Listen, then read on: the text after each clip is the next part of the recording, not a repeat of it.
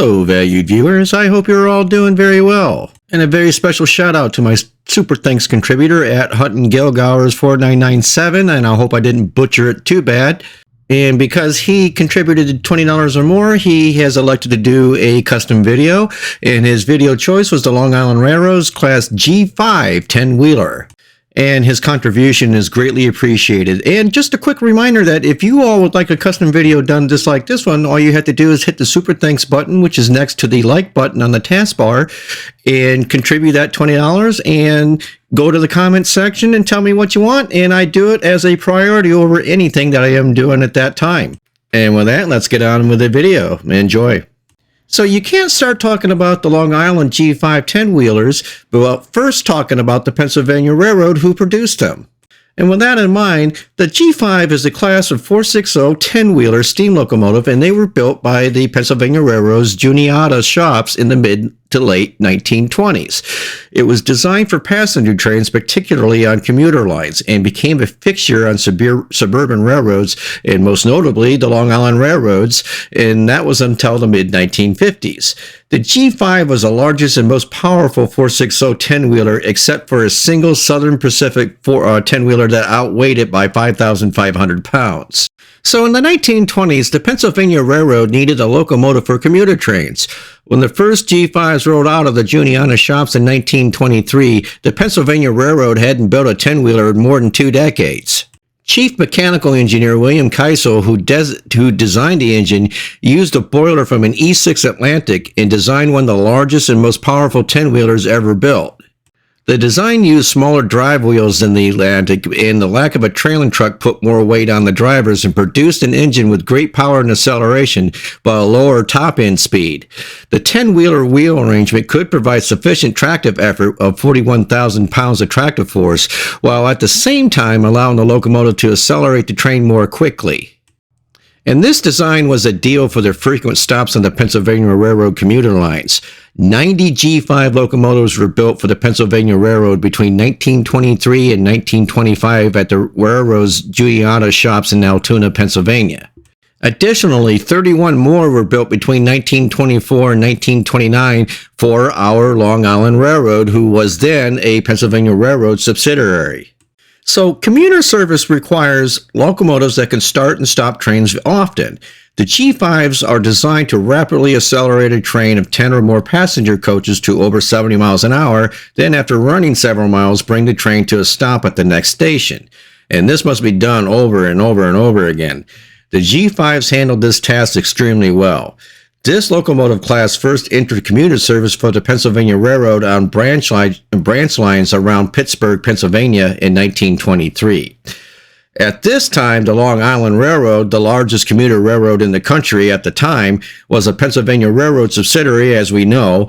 The Long Island was undergoing a modernization that would make it the first U.S. operator of an all-steel passenger car fleet by 1927. This growth meant heavier trains. The G5s was a perfect fit for the Long Island's needs. In 1924, the Pennsylvania Railroad built 4 classes of G5 10-wheelers for the Long Island, which were numbers 20 to 23, and in January 1925, 5 more were built, numbers 24 through 28, and 29 through 38 were delivered in 1928, and number 39 through 50 arrived in 1929. These 10-wheelers provided the bulk of Long Island's motive power until dieselization occurred in 1955. So a quick note about the Long Island Railroad itself. This railroad is currently owned by Metropolitan Transportation Authority in the state of New York, and right now it's the oldest United States railroad still operating under its original name and charter. It consolidated several other companies in the late 19th century. The Pennsylvania Railroad owned the Long Island for the majority of the 20th century and sold it to the state of New York in 1966. And some of the routes that the Long Island Railroad takes are the Babylon branch, the Oyster Bay branch, the City Terminal Zone, Port Jefferson branch, the Rockaway branch, the Port Washington branch, and the West Hempstead, just to name a few. And many don't realize that the history of steam locomotives on the Long Island Railroad spanned for more than 120 years of service, a duration that nearly matches the rest of the world's widespread use of such technology. So the G5 10-wheelers delivered by the Pennsylvania Railroad between 1924 and 1929 to the Long Island Railroad, they were the last new steam locomotives the LIRR would ever acquire. In the 1950s, they also became the last steam locomotives to operate on the LIRR. Withdrawal for phased dieselization began in 1950, with 7 G5 types remaining in service until October of 1955. On October 8th of that year, the LIRR held a ceremony in Hicksville to signify the end of steam operations on the railroad, dubbed Operation Changeover. The event featured locomotives number 35 and number 39 each pulling a single coach to the station where they met nose to nose. 2 Elco RS3 diesel locomotives then pulled each of the coaches away, and the 2 steamers deadheaded back to Morris Park, still nose to nose.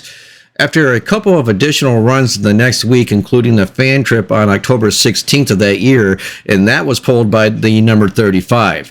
The process of dieselization was complete, forever changing the nations and the nature of the railroad's motive power. After retirement, the Long Island Railroad donated number 35 to Nassau County, who displayed the locomotive prominently in Salisbury Park. After its removal from the park in 1978, several members of the Long Island Sunrise Trail chapter continued the care for the partially dismantled locomotive. Today, the Oyster Bay Railroad Museum is working to restore the locomotive number 35 as an active display. This project will involve a full cosmetic restoration of the locomotive, as well as operational restoration of all of its components necessary for the locomotive to be towed on a regular basis for display in various locations, whether on museum grounds in Oyster Bay or somewhere else. The Twin Forks chapter is proud to be a partner in the museum's effort to restore the invaluable treasure of our local history for the local enjoyment of Long Islanders for all ages. For more information on the efforts to restore number 35, please visit the Oyster Bay Railroad Museum's website at www.obrm.org. So folks, if you want to help their efforts to restore this locomotive, please do and visit their website and see what you can do to help them out. So I don't have any information on whether or not the restoration of the number 35 is undergone, but the plan was to ship it to Alabama for the restoration to be done. And right now, as last I knew, it was sitting in pieces at the Oyster Bay Museum site.